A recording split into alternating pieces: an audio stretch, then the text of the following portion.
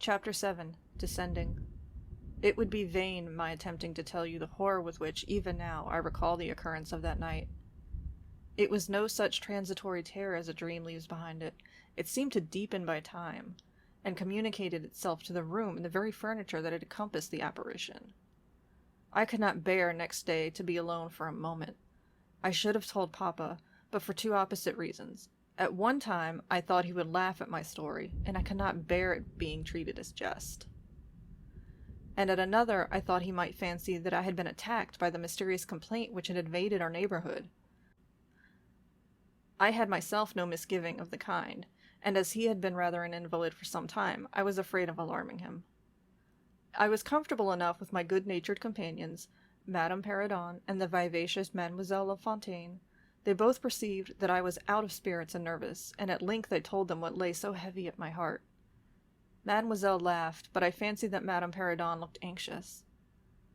"By the by," said Mademoiselle, laughing, "the long lime-tree walk behind Carmilla's bedroom window is haunted." "Nonsense!" exclaimed Madame, who probably thought the theme rather inopportune. "And who tells that story, my dear?" "Martin says that he came up twice when the old yard gate was being repaired before sunrise, and twice saw the same female figure walking down the lime-tree avenue." "So well he might, as long as there are cows to milk in the river fields," said Madame. "I dare say, but Martin chooses to be frightened, and never did I see fool more frightened." "You must not say a word about it to Carmilla, because she can see down that walk from her room window," I interposed, "and she is, if possible, a greater coward than I." Carmilla came down rather later than usual that day. "I was so frightened last night," she said, so soon as we're together. "And I am sure I should have seen something dreadful, if it had not been for that charm I bought from the poor little hunchback whom I called such hard names.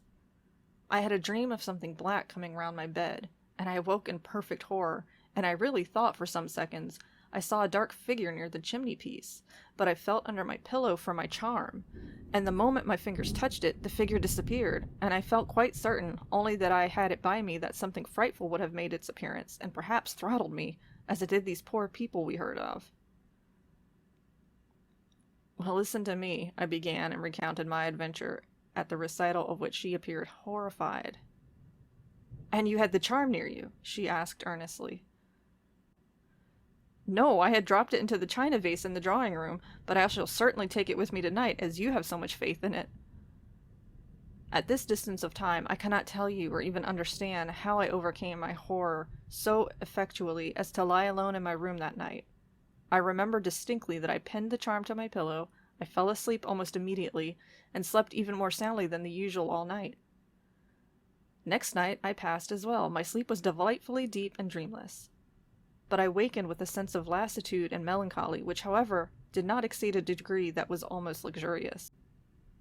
"Well, I told you so," said Carmilla when I described my quiet sleep. "I had such delightful sleep myself last night. I pinned the charm to the breast of my nightdress. It was too far away the night before. I am quite sure it was all fancy, except the dreams. I used to think that evil spirits made dreams, but our doctor told me it is no such thing. Only a fever passing by, or some other malady, as they often do, he said, knocks at the door, and not being able to get in, passes on without alarm." "And what do you think the charm is?" said I. "It has been fumigated or immersed in some drug, and is an antidote against the malaria," she answered. "Then it acts only on the body?" "Certainly, you don't suppose that evil spirits are frightened by bits of ribbon or the perfumes of a druggist's shop. No, these complaints wandering in the air begin by trying the nerves, and so infect the brain, but before they can seize upon you, the antidote repels them. That, I am sure, is what the charm has done for us. It is nothing magical, it is simply natural." I should have been happier if I could have quite agreed with Carmilla, but I did my best, and the impression was a little losing its force. For some nights I slept profoundly, but still every morning I felt the same lassitude, and a languor weighed upon me all day. I felt myself a changed girl. A strange melancholy was stealing over me, a melancholy that I would not have interrupted. Dim thoughts of death began to open, and an idea that I was slowly sinking took gentle and somehow not unwelcome possession of me. If it was sad, the tone of mind which this induced was also sweet. Whatever it might be, my soul acquiesced in it. I would not admit that I was ill. I would not consent to tell my papa or to have the doctor sent for. Carmilla became more devoted to me than ever, and her strange paroxysms of languid adoration were frequent. She used to gloat on me with increasing ardor, the more my strength and spirit waned. This always shocked me, like a momentary glare of insanity.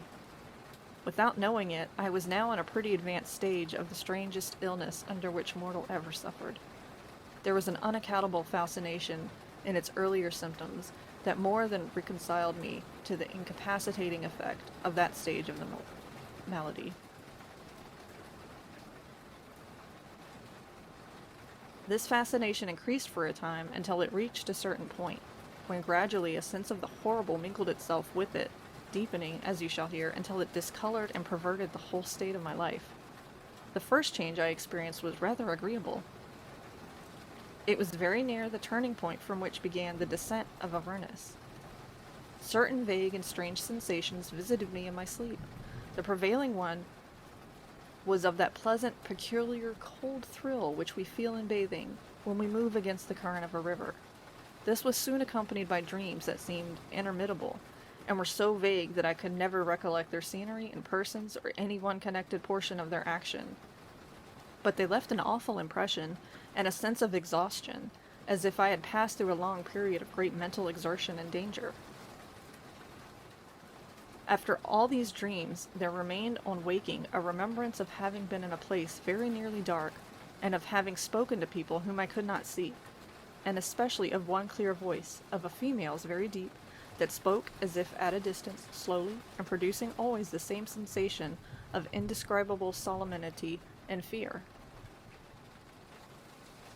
Sometimes there came a sensation as if a hand was drawn softly along my cheek and neck.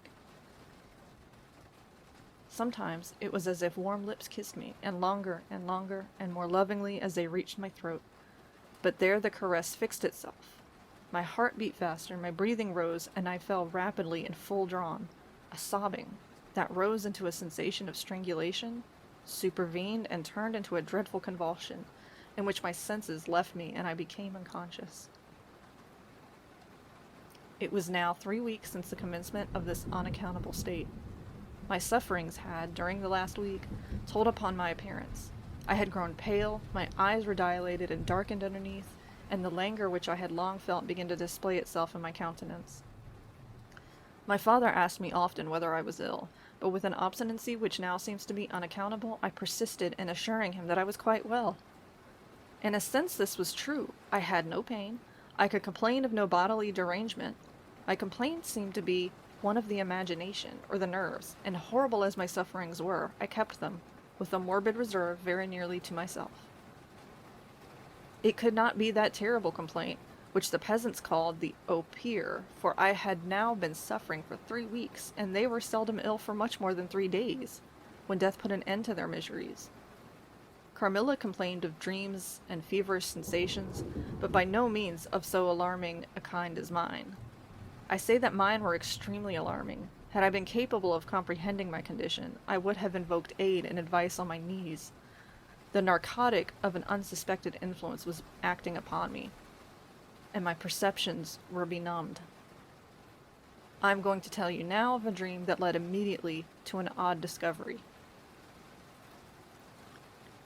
One night, instead of the voice I was accustomed to hear in the dark, I heard one, sweet and tender, and at the same time terrible, which said, "Your mother warns you to beware of the assassin." At the same time, a light unexpectedly sprang up, and I saw Carmilla standing near the foot of my bed in her white nightdress, bathed from her chin to her feet in one great stain of blood. I wakened with a shriek, possessed with the one idea that Carmilla was being murdered. I remember springing from my bed, and my next recollection is that of standing on the lobby, crying for help. Madame and Mademoiselle came scurrying out of their rooms in alarm. A lamp burned always on the lobby, and seeing me, they soon learned the cause of my terror. I insisted on our knocking at Carmilla's door. Our knocking was unanswered. It soon became a pounding and an uproar. We shrieked her name, but all was vain. We all grew frightened, for the door was locked. We hurried back, in panic, to my room. There we rang the bell long and furiously. If my father's room had been at the side of the house, we would have called him up at once to our aid, but alas, he was quite out of hearing, and to reach him involved an excursion of which we none of us had courage. Servants, however, soon came running up the stairs. I had got on my dressing gown and slippers meanwhile, and my companions were already similarly furnished. Recognizing the voices of the servants on the lobby, we sallied out together, and having renewed as fruitlessly our summons at Carmilla's door, I ordered the men to force the lock. They did so, and we stood, holding our lights aloft, in the doorway, and so stared into the room. We called her by name, but there was still no reply.